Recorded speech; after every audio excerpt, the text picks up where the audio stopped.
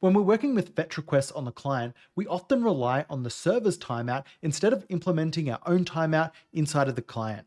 But if you needed to implement a timeout because the one on the server was too long or it was an external third-party server that you didn't really trust, how would you go about doing that? Well, it's actually really easy with the abort controller class.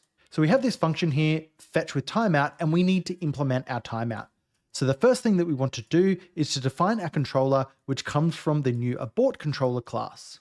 The next thing we need to do is we need to extract the signal from controller.signal. Now we have our fetch request here, and inside of our options, we can pass our signal.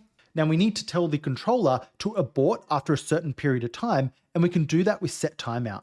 So here what we're doing is we're saying set timeout, and after we've timed out, by default 5,000 milliseconds, we're going to call controller.abort. Because we've aborted this controller, if our request is still pending after 5,000 milliseconds, then the fetch request is going to time out for us.